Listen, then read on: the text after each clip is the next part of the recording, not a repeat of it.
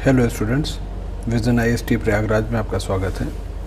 इस सीरीज़ में हम लोग पीसीएस प्रारंभिक परीक्षा पूर्वकालीन जो प्रश्न पत्र हैं उनके विज्ञान प्रौद्योगिकी के विभिन्न सेगमेंट्स को क्रमशः हल कर रहे हैं। इससे पूर्व के लेक्चर में हम लोगों ने पीसीएस प्रारंभिक परीक्षा 2019 के विभिन्न प्रश्नों की चर्चा की थी जो साइंस से डिसिप्लिन से रिलेटेड थे। आज हम लोग 2018 के क्वेश्चन पेपरों को हल करेंगे। आप में से कई लोगों ने अन्य विषयों के संदर्भ में भी चर्चा की है कि अन्य विषयों के प्रश्नों को कब हल कराया जाएगा, और कुछ लोगों ने इच्छा जाहिर की है कि इन्वायरमेंटल साइंस या अन्य किसी डिसिप्लिन की भी क्लासेस स्टार्ट की जाएं। इसके संबंध में हम लोग कार्य कर रहे हैं।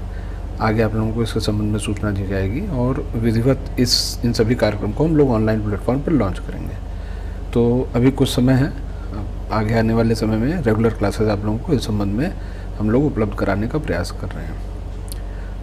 तो जो पहला क्वेश्चन है जो कि साइंस डिसिप्लिन से संबंधित है वो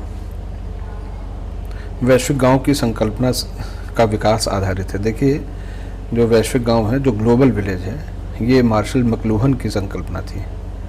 मार्शल मैक्लूहन की संकल्पना थी और ये ग्लोबल जो विलेज है कॉन्सेप्ट बताता है कि पूरा जो संपूर्ण विश्व है वो अब परिवहन और संचार के कारण जो है एक बहुत छोटे से विश्व के रूप में बदल गया है और बहुत तीव्रता से एक स्थान से दूसरे स्थान पर संचार संपर्क स्थापित कर सकते हैं। तो वैश्विक गांव की संकल्पना मार्शल मैक्लूहन की संकल्पना है और इस तरीके से सी विकल्प जो परिवहन एवं संचार का विकास के बारे में आपको जानकारी देता है, यही सी विकल्प जो 14वें क्वेश्चन का सी विकल्प है, ये एकदम सही क्वेश्चन है।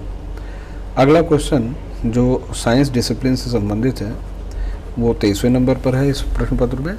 निम्न घटनाओं पर विचार कीजिए। पहला सरीसृप यानी पहला रेप्टाइल, पहला कीट यानी पहला इंसेक्ट, कवच वाले जीव यानी मोलस्क जो फाइलम है उसके जो जीवधारी हैं, पहला स्तनधारी, पहला जो मैमल है उसके संबंध में प्रश्न है कि उपरोक्त घटनाओं को पृथ्वी पर उनके उत्पन्न होने के कालानुक्रम के अनुसार व्यवस्थित कीजिए तथा नीचे दिए गए कूटों में से सही उत्तर का चयन कीजिए। तो इवोल्यूशनरी साइंस जब हम पढ़ते हैं, वो विकासी विकास के बारे में जब हम लोग चर्चा करते हैं, जो आप कह सकते हैं मोनेरा जगत से प्रारंभ होता है और स्तनधारियों तक क्रमशः चलता चला जाता है। तो ये क्वेश्चन वर्गीकरण वाले जो विभाग है बॉटनी का, वहाँ से उठाया गया है। कवच वाले जीव जो मोलस्क संघ से संबंधित हैं, ये सबसे पहले पृथ्वी पर आए। इसके बाद इंसेक्टा जो संघ है उसके जीवधारी जो है पृथ्वी पर आए। फिर इसके बाद सरीसृपों का आगमन होता है और अंतिम जीवधारी जो पृथ्वी पर आए हैं वो स्तनधारी जगत से संबंधित हैं। तो यहाँ पर दिए गए विकल्प में जो 3, 2, 1 और 4 का जो सीक्वेंस है जो सी के ऊपर दिया गया है वो एकदम सही है। अगला क्वेश्चन फिर से जो संबंधित है, आप देखें कि ग्रीन पीस इंटरनेशनल के मुख्यालय के संबंध में पूछा गया। ग्रीन पीस इंटरनेशनल जो है एक अंतर्राष्ट्रीय एनजीओ है और ये पर्यावरण और पारिस्थितिकी से संबंधी जो पर्यावरण प्रदूषण संबंधित है उसके संदर्भ में लोगों को अवेयर करती है। ये एम्स्टर्डम नीदरलैंड में इसका मुख्यालय स्थित है और ये एक वैश्विक एनजीओ के रूप में कार्य करती है। अगला क्वेश्चन जो साइंस का है वो 32 से लेकर के लगभग आगे 53 नंबर तक के जो क्वेश्चन है साइंस डिसिप्लिन से सीधे संबंधित है। निम्नलिखित में से कौन सा एक द्वितीयक प्रदूषक है? तो देखिए, प्रदूषकों को आगे हम लोग इन्वायरमेंट सीरीज़ की जब क्लासेस स्टार्ट करेंगे तो वहाँ बहुत डिटेल में हम लोग इसके बारे में चर्चा करेंगे। प्राथमिक प्रदूषक ऐसे प्रदूषक होते हैं जो सीधे ही वायुमंडल में उपस्थित होकर के अपना प्रभाव उत्पन्न करते हैं। द्वितीयक प्रदूषक ऐसे होते हैं जो वायुमंडलीय क्रियाओं के कारण, जो वायुमंडलीय क्रियाएं प्रदूषकों पर होती हैं उसके पश्चात उत्पन्न होते हैं। यहाँ दिए गए विकल्प में कार्बन डाइऑक्साइड, कार्बन मोनोऑक्साइड और फ्लाई ऐश प्राथमिक प्रदूषक हैं और स्मॉग होते हैं ये द्वितीयक प्रदूषक के अंतर्गत रखे जाते हैं, क्योंकि स्मॉग 2 तरीके के होते हैं। सामान्य स्मॉग जो है इसका निर्माण होता है जब फॉग यानी कोहरे के साथ स्मोक संपर्क में आता है। स्मोक यानी धुआं, जब फॉग यानी कोहरे के साथ संपर्क में आता है तो स्मॉग बनता है। एक अन्य प्रकार का स्मॉग होता है जिसको पीसी स्मॉग कहा जाता है, फोटोकेमिकल स्मॉग कहा जाता है, जो तीव्र धूप में उत्पन्न होता है। दोनों ही प्रकार के स्मॉग द्वितीयक प्रदूषक के अंतर्गत आते हैं। फिर अगला है निम्नलिखित पारिस्थितिक तंत्रों में किसमें प्रजातिविद्या सापेक्षता काफ़ी अधिक होती है? ये क्वेश्चन कई बार आए हुए हैं। कभी उष्णकटिबंधीय वर्षा वन के संदर्भ में ऐसा प्रश्न पूछा जाता है और कभी कोरल रीफ पर। यहाँ पर आप देखिए प्रजाति विविधता के संदर्भ में दोनों विकल्प यहाँ पर दिए गए हैं। कमीशन ने बाद में ये मान लिया था कि उष्णकटिबंधीय वर्षावन और कोरल रीफ दोनों ही इसके सही विकल्प हैं, क्योंकि ग्रेडियंट का निर्धारण कर पाना ऐसी स्थिति में जरा संभव नहीं हो पाता। निम्नलिखित में से कौन कीटों से प्राप्त नहीं होता है? कीटों से, इंसेक्ट से। तो देखिए, रेशम का कीट से रेशम प्राप्त होता है, मधुमक्खी से शहद प्राप्त होता है, लाख के कीट से लाख प्राप्त होता है, तीनों ही कीट हैं। मोती फिर से जो है देखिए कि मोलस्क संघ से ही संबंधित हैं और वहीं से ये जीवधारी जो है शायद जो है मोती उत्पन्न करता है। इस तरीके से मोती इस विकल्प में शामिल नहीं किया जाता है, मोती इसमें शामिल नहीं होता। निम्नलिखित में कौन सी सामान्य परिस्थिति में वृक्ष के पत्तों की सरसराहट का डेसिबल स्तर प्रदर्शित करता है? 10 dB, 20 dB, 60 dB और 100 dB, 4 यहाँ विकल्प दिए हैं। अब ये भी क्वेश्चन एक ऐसा क्वेश्चन है, पुरानी वाली एनसीईआरटी में पत्तों की सरसराहट के संदर्भ में जो विकल्प है 10 dB है और एनसीईआरटी जो बाद में पब्लिश हुई उसमें 20 dB है। ऐसी स्थिति में दोनों ही विकल्प यहाँ सही माने गए हैं। यानी कुछ अन्य अगर आप जो है किताबें उठाते हैं जो स्टैंडर्ड बुक्स हैं, उसमें वृक्ष के पत्तों की सरसराहट को 10 dB पर माना गया है। तो यहाँ 10 और 20 दोनों ही के विकल्प कमीशन के द्वारा स्वीकार किए गए हैं और अगर कभी 10 या 20 दोनों ना दे तो 10 अथवा 20 जो भी दे देगा सही होगा। वैसे जो अन्य पुस्तकें अगर आप अध्ययन करेंगे तो उसमें 10 dB आपको पत्तों की सरसराहट का स्तर मिल जाएगा। जलवायु परिवर्तन पर संयुक्त राष्ट्र का सम्मेलन COP21 आयोजित होता है। ये करंट अफेयर संबंधित प्रश्न है, आप सभी लोगों ने इसका अध्ययन कर रखा होगा। पेरिस में COP21 जलवायु परिवर्तन संबंधित जो अंतर्राष्ट्रीय सम्मेलन है वहीं पर संपन्न हुआ था। फिर इसके बाद फिर अगला क्वेश्चन जो है जो कि साइंस संबंधित है, सबसे अधिक स्थिर पारिस्थितिक तंत्र निम्नलिखित में से कौन सा है? सागरीय, वन, पर्वतीय और मरुस्थलीय। अब देखिए, अगर आप डिग्रेडेशन को देखें तो वन में, पर्वतों में और मरुस्थलीय क्षेत्रों में मानवीय हस्तक्षेप के बहुत ज़्यादा होने के कारण जो है यहाँ पर जो है पारिस्थितिक तंत्र उतना स्थायी नहीं है। यहाँ पर वायु के द्वारा, जल के द्वारा लगातार रचनामूलक परिवर्तन किए जाते हैं और सभी जल बहता हुआ अंततः महासागर में पहुँचता है। महासागर में भी परिवर्तन हो रहे हैं, लेकिन जितने तेज तीव्र गति से स्थलीय जो परिवर्तन है पारिस्थितिक तंत्र के महसूस किए जाते हैं उतनी तीव्रता से सागरीय पारिस्थितिक तंत्र में परिवर्तन नहीं होता। इसलिए 38वें के ए विकल्प को हम लोग सही मानेंगे। इंसेरिनेटर्स का प्रयोग निम्नलिखित में से किसके लिए किया जाता है? ये भी अगर आप देखें तो करंट अफेयर संबंधित है। माननीय सुप्रीम कोर्ट के द्वारा इंसेरिनेटर्स के प्रयोग के संबंध में आदेश दिया गया था सरकार को, जिसमें उन्होंने कहा था कूड़ा कचरा को जलाने के लिए, कूड़ा कचरा को रखने के लिए, कूड़ा कचरा को जलाने के लिए जो है इंसेरिनेटर्स का प्रयोग किया जाना चाहिए। तो बर्निंग के लिए, दहन के लिए इंसेरिनेटर्स का प्रयोग किया जाता है। हरित गृह प्रभाव क्या है? देखिए, 3 संकल्पनाएं एक दूसरे के साथ जुड़ी हुई हैं। हरित गृह प्रभाव है, ग्लोबल वार्मिंग है। ग्लोबल वार्मिंग इफेक्ट क्यों होता है? ये हरित गृह गैसों के कारण होता है।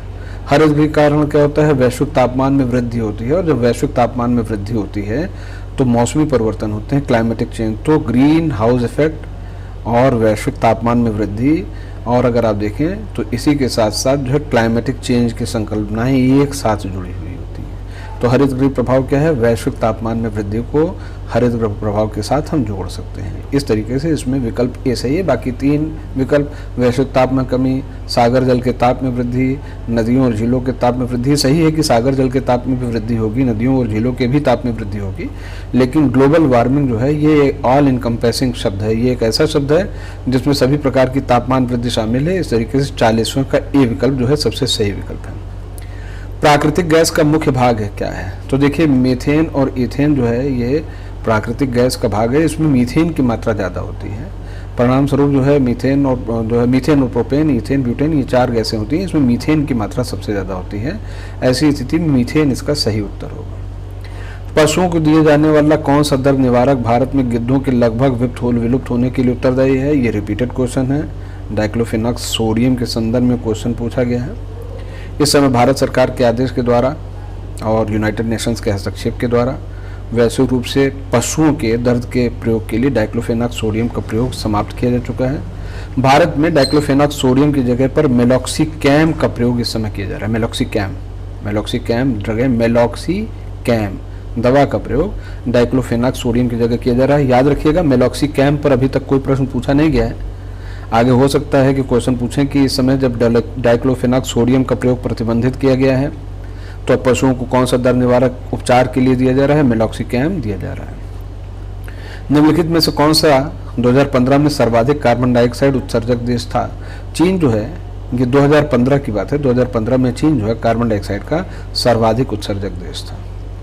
44वें क्वेश्चन को डिलीट किया गया है। मूल कारण क्या है, यहाँ से डिलीट कर दिया गया है। देखिए क्या है कि निम्नलिखित में से कौन से कथन सही है। प्राकृतिक आपदाएं सर्वाधिक क्षति विकासशील देशों में करती हैं। भोपाल गैस त्रैसदी मानव निर्मित थी। मैंग्रोव चक्रवातों को प्रभाव को कम करते हैं। भारत आपदा, यहाँ पर जो विकल्प आप देख रहे हैं डिलीट किया गया है, गायब किया गया है। यहाँ पर हिंदी में युक्त कर दिया गया था। भारत एक आपदा युक्त जो है क्षेत्र है, जबकि अंग्रेजी में विकल्प अगर आप पढ़ेंगे तो डिजास्टर जो है डिजास्टर प्रोन है, यानी आपदा जो है युक्त है, और यहाँ पर हिंदी में आपदा मुक्त कर दिया गया था। तो क्योंकि यहाँ पर विकल्प गलत टाइप हो गया था, इसलिए कमीशन के द्वारा इसको जो है आप कह सकते हैं क्वेश्चन को बाद में कैंसिल कर दिया गया। लेकिन अगर आप देखें तो भारत में आपदाएं सर्वाधिक क्षति विकासशील देशों में करती हैं, सही है। भोपाल गैस त्रासदी मानव निर्मित थी, सही है। मेथिल आइसोसाइनेट जो है गैस उसके कारण होता मानव निर्मित थी। मैंग्रोव चक्रवात के प्रभाव को कम करती हैं, ये भी सही विकल्प है, लेकिन इस क्वेश्चन को कैंसिल किया जा चुका है। अगर कैंसिल ना होता तो और ये सही टाइप हुआ होता तो 1, 2 और 4 विकल्प जो है वो सही होते हैं। फिर निम्नलिखित में से किसका वेग अधिकतम है। कॉस्मिक किरण का, प्रकाश का, इलेक्ट्रॉन का, पराध्वनिक किरण का। अब देखिए प्रकाश से ज़्यादा वेग किसी भी वस्तु का नहीं हो सकता। 3 लाख किलोमीटर पर सेकेंड या 299,592,478 मीटर पर सेकेंड, तो प्रकाश का वेग सर्वाधिक होता है। और तब फिर इसमें जो बी विकल्प है एकदम सही है। ग्राफीन होता है कार्बन की मिश्र धातु, कार्बन का नैनो प्रतिरूप, कार्बन का समस्थानिक, उपरोक्त में से कोई नहीं। तो ग्राफीन जो है ये अगर हम ध्यान से देखें तो ग्राफीन जो है, कल का जो पेपर हम लोगों ने जो चर्चा की थी, कल के पेपर में भी हम लोगों ने चर्चा किया था कि ग्राफीन जो है वो एक कार्बन नैनो पदार्थ के रूप में जो है प्रयोग में लाया जाता है। ग्राफीन की चर्चा हम लोगों ने कल भी की थी ग्राफीन की। तो ग्राफीन अगर आप देखिए तो कार्बन नैनो प्रतिरूप भी है। और अगर हम आगे देखते हैं तो ये साफ साफ दिखाई देता है कि कार्बन का समस्थानिक भी है। ये कार्बन का मानव निर्मित समस्थानिक है। ग्राफीन कार्बन का नैनो प्रतिरूप है। ये कार्बन जो है नैनो टेक्नोलॉजी के द्वारा ग्राफीन का निर्माण किया जाता है। ग्राफीन जो है ये ग्रेफाइट जैसा ही होता है। ग्रेफाइट 3 डायमेंशनल पदार्थ है। ग्राफीन को वैज्ञानिकों ने एकमात्र ऐसे पदार्थ के रूप में स्वीकार किया है जो 2 डायमेंशनल है, और कार्बन का बने होने के बावजूद भी विद्युत के प्रति और ऊष्मा के प्रति इसकी चालकता बहुत ही ज़बरदस्त है। ऐसी स्थिति में ये एक नैनो मटेरियल के रूप में जो है प्रयोग में लाया जाता है। तो यहाँ पर जो दिया गया विकल्प है, अब आप देखिए कार्बन का समस्थानिक भी सही ही है, और कार्बन के नैनो प्रतिरूप को अगर आप देखेंगे तो वो भी सही विकल्प है। लेकिन क्योंकि कार्बन नैनो प्रतिरूप के रूप में इसको पहचाना गया और इसको कार्बन नैनो समस्थानिक के रूप में भी पहचाना गया, लेकिन अगर इन दोनों विकल्पों में से किसी एक का चयन करना चाहिए तो कार्बन नैनो प्रतिरूप का चयन किया जाना चाहिए, क्योंकि हम लोगों ने कार्बन नैनो प्रतिरूप के रूप में इसका विकास किया था। बाद में जानकारी हुई कि वास्तव में एक तरीके का कार्बन का समस्थानिक है। समस्थानिक क्या होते हैं? किसी भी तत्व के परमाणुओं को जब हम विभिन्न संयोजनों में परस्पर जो है अरेंज कर दें तो वो जो है समस्थानिक हो जाते हैं। जैसे ऑक्सीजन जो तत्व है इसके 2 समस्थानिक आपको ज्ञात है, ऑक्सीजन गैस O2 और ओजोन O3। यहाँ पर क्या है, ऑक्सीजन के परमाणुओं का जो विरेचन है वही भिन्न है। इसी तरीके से ग्राफीन भी जो है कार्बन के ही परमाणु को बनाए, इस तरीके से समस्थानिक भी है, लेकिन नैनो प्रतिरूप के रूप में इसका विकल्प सही होगा। ध्वनि का वेग अधिकतम होता है निर्वात में, वायु में, जल में, इस्पात में। अब अगर आप यहाँ पर देखें तो निर्वात और वायु और जल और इस्पात, इसमें निर्वात में तो ध्वनि चल ही नहीं सकती है, क्योंकि ये मैकेनिकल वेव है, यांत्रिक तरंग है। यांत्रिक तरंग को चलने के लिए किसी न किसी पदार्थ की आवश्यकता होती है।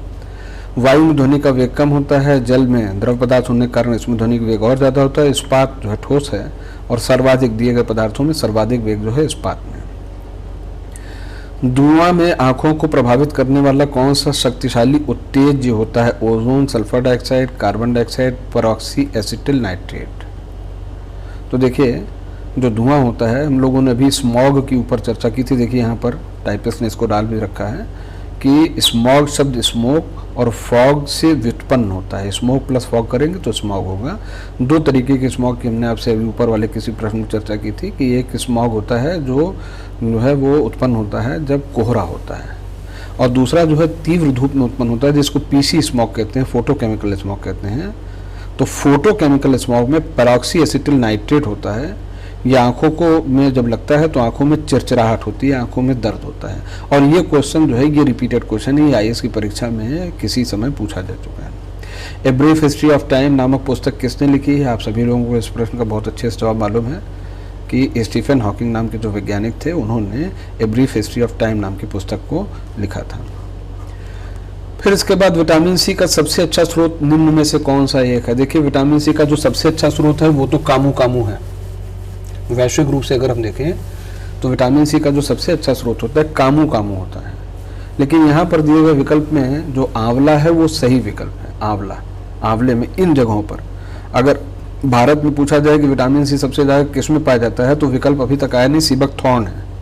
सीबकथॉर्न को लेहबेरी भी कहते हैं। विटामिन सी की सर्वाधिक मात्रा सीबकथॉर्न या लेहबेरी में पाई जाती है, हिंदुस्तानी फलों में और वैश्विक फलों में कामू कामू में। लेकिन यहाँ पर दिए गए विकल्प में आंवला एकदम सही विकल्प है। निम्नलिखित ग्रहों में कौन से जीवन के अस्तित्व के लिए उपयुक्त हो सकता है? मंगल, बुध, शुक्र और बृहस्पति। आप सब लोग बहुत अच्छी तरीके से जानते हैं कि मंगल ग्रह को जीवन के अस्तित्व के लिए ज़्यादा उपयोगी माना गया है। आइंस्टीन को निम्न में से उनके किस सिद्धांत के लिए नोबेल पुरस्कार दिए गए? ये यूपीपीएससी का बड़ा हिट क्वेश्चन है, कम से कम 4 बार जो क्वेश्चन आ ही चुका है। और प्रकाश विद्युत सिद्धांत के लिए आइंस्टीन को जो है वो नोबेल पुरस्कार से जो है पुरस्कृत किया गया था। देखिए, रिपीटेड क्वेश्चन किसी के भी गलत नहीं होने चाहिए। अगर आपको प्रारंभिक परीक्षा उत्तीर्ण करने हैं तो रिपीटेड क्वेश्चन नहीं गलत होने चाहिए। कम से कम 4 बार ये क्वेश्चन आ चुका है। निम्नलिखित ऊर्जा स्रोतों में कौन पर्यावरणीय प्रदूषण उत्पन्न नहीं करता? नाभिकीय ऊर्जा, सौर ऊर्जा, पेट्रोलियम ऊर्जा, कोल ऊर्जा। पेट्रोलियम ऊर्जा और कोल ऊर्जा जो है ये कार्बन डाइऑक्साइड और इसी तरीके की गैसों को उत्पन्न करता है। नाभिकीय ऊर्जा से रेडियोधर्मिता का उत्सर्जन होता है। सौर ऊर्जा, सोलर एनर्जी एक ऐसी एनर्जी है जिससे किसी भी प्रकार का जो है वो पर्यावरण प्रदूषण बिल्कुल भी नहीं होता। अच्छा, अब इसके बाद जो 105 क्वेश्चन के बाद जो अगले क्वेश्चन साइंस से संबंधित हैं वो हम थोड़ा तीव्र गति पर आगे बढ़ेंगे। 106 से 111वें क्वेश्चन फिर से साइंस से, 107 से लेकर के 111वें नंबर के जो क्वेश्चन हैं फिर से साइंस से संबंधित हैं। 107 नंबर का क्वेश्चन ये मानव जनित जीवों का एक उदाहरण है, मतलब मानवीय हस्तक्षेप से कौन सी ऐसी एक इकोलॉजिकल फ्रंट है, कौन सी एक ऐसा जीवोम है, बायोम है जो मानव के हस्तक्षेप से बनता है। देखिए, जल तंत्र, वर्षावन और घास का मैदान ये तो प्राकृतिक है। फसली भूमि तो मनुष्य ही बनाएगा। जब आप जोतेंगे भूमि को तभी फसली भूमि बनेगा। इस तरीके से फसली भूमि इसका सही विकल्प है। निम्नलिखित में कौन सा जानवर बिना पानी पिए तक लंबी अवधि तक रह सकता है? जिराफ, ऊंट, कंगारू और कंगारू चूहा। हमने आपसे कहा था कि इकोलॉजी एनवायरनमेंट साइंस आपको इंटरमीडिएट की जो बॉटनी जूलॉजी किताब है वहाँ से पढ़ना चाहिए। अगर आपने उसका अध्ययन कर रखा होगा तो कंगारू चूहा वहीं से क्वेश्चन उठाया गया है।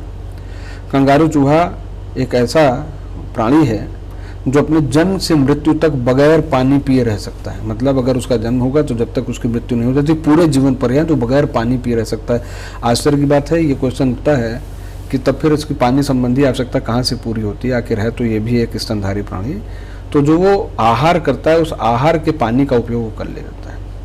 फिर क्वेश्चन है, भारत का प्रथम national centre for marine biodiversity निम्नलिखित में से किस शहर में स्थित है? भावनगर, जामनगर, मुंबई और पुडुचेरी। जामनगर में national centre for marine biodiversity स्थित है।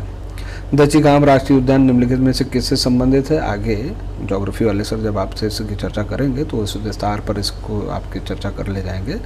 दचीगाम जो राष्ट्रीय उद्यान है वो कस्तूरी मृग से सीधे संबंधित है। कस्तूरी मृग और आप कह सकते हैं जो हंगुल या कश्मीरी स्टैग है। यहाँ पर दिए गए विकल्प में जो कश्मीर में जो पाए जाने वाले जो स्टैग हैं, हंगुल, कश्मीर में पाए जाने वाले जो हंगुल या स्टैग हैं ये रेंडियर्स के निकट रिलेटिव होते हैं। ये सही विकल्प है। विश्व जैव विविधता निम्नलिखित में से कब मनाया जाता है? आप लोग बहुत अच्छी तरीके से जानते हैं, हाल में मनाया भी गया। 22 मई को विश्व जैव विविधता दिवस को मनाया गया है। इसके बाद फिर ओजोन सांद्रता सर्वाधिक मिलती है ट्रोपोस्फीयर, मेसोस्फीयर, स्ट्रेटोस्फीयर और इकोस्फीयर में। स्ट्रेटोस्फीयर में लगभग 20 से 27 किलोमीटर की ऊंचाई पर स्ट्रेटोस्फीयर में सर्वाधिक मात्रा में ओजोन पाई जाती है। अच्छा, अगर आप यहीं से 118वें क्वेश्चन पर बगल में चलें, ये 113वें से 118वें पर पहुंच जाए अगर आप, तो आप देखिए कि दिया है कौन सा युग्म सम्मिलित नहीं है? रेनेटिक, पनीर, जैव प्रौद्योगिकी, प्लाज्मेट, गोल्डन चावल, विटामिन ए और ओजोन परत, ट्रोपोस्फीयर। अगर आप 113वां क्वेश्चन सही जान रहे हैं तो 118वां क्वेश्चन अपने आप ही सही हो जाएगा। बहरहाल अभी हम लोग इस पर लौटते हैं। 114वां क्वेश्चन फिर से ज्योग्राफी से संबंधित है। वैश्विक ऊष्मन, ग्लोबल वार्मिंग के कारण किसकी प्रचंडता बढ़ रही है, चक्रवात, तूफान और भवंडर तीनों की बढ़ रही है। ज्योग्राफी वाले सर इससे विस्तार से आपकी चर्चा करेंगे। फिर इन सीटू संरक्षण रणनीति पर स्वआवासन संरक्षण यानी जीवधारियों को उन्हीं के आवास में संरक्षित किया जाए, इस तरीके की जो संरक्षण नीति का उदाहरण निम्न में से कौन सा एक नहीं है। तो देखिए स्वआवासन क्या होता है, जो इन सीटू होता है, इन सीटू के अंतर्गत क्या होता है कि हम जीवधारियों को उसी जगह पर संरक्षित कर देते हैं जो उनका प्राकृतिक आवास होता है, उसी प्राकृतिक आवास में ही हम उनको ले जा करके फिक्स कर देते हैं, वहीं पर वो रहते हैं। अच्छा, बॉटनिकल गार्डन जो वनस्पतिक उद्यान वो मनुष्य बनाता है, जैव मंडलागार, राष्ट्रीय उद्यान और पवित्र उपवन जो है स्वआवासन संरक्षण रणनीति का उदाहरण है, जबकि बॉटनिकल गार्डन क्योंकि मनुष्य के हस्तक्षेप से बनता है इसलिए जो है ये स्वआवासन संरक्षण रणनीति के अंतर्गत नहीं आ सकता। अब देखिए मानव जनित जीवों भी इसी तरीके का एक प्रश्न था, एक प्रश्न नंबर 107 और लगभग वैसे ही 115वां क्वेश्चन भी वैसे ही है, यानी मानव जनित जो इकोसिस्टम है उनके आधार पर इन दोनों प्रश्नों को पूछा गया है।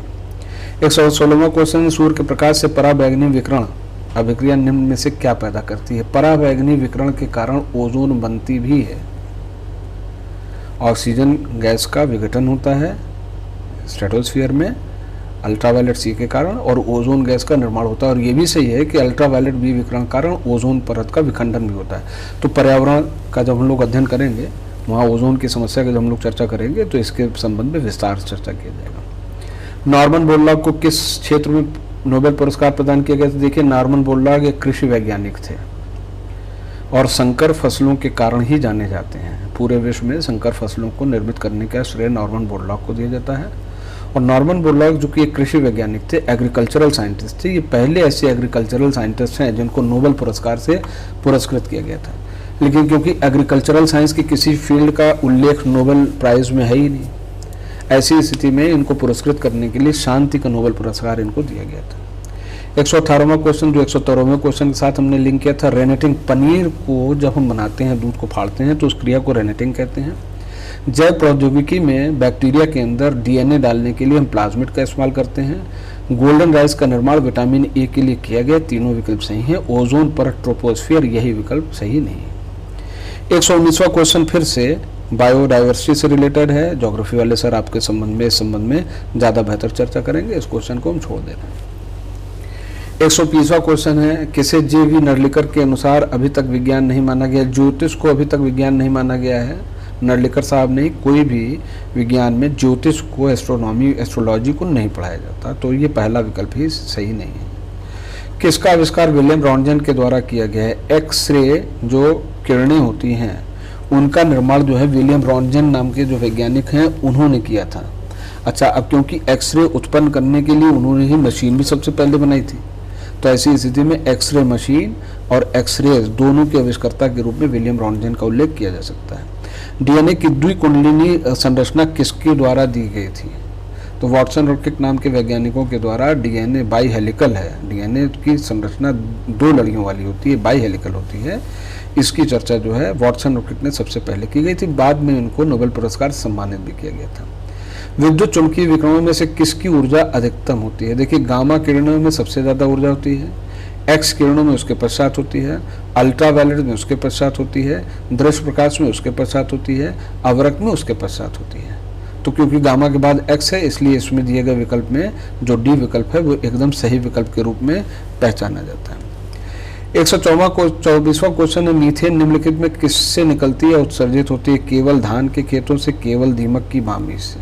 देखिए धान के खेत से, जुगाली करने वाले जानवरों से, दीमकों से, जहाँ भी सेल्यूलोज का विखंडन होगा उन सभी जगहों से मीथेन गैस निकलेगी। तो धान के खेत से भी निकलती है, दीमक की बामी से भी निकलती है, क्योंकि दीमक जो है सेल्यूलोज का विखंडन कर लेते हैं। और एनारोबिक कंडीशन में धान के खेतों से भी जो फसल के अंश हैं उनके डिकम्पोजिशन के कारण जो है वो मीथेन गैस निकलती है।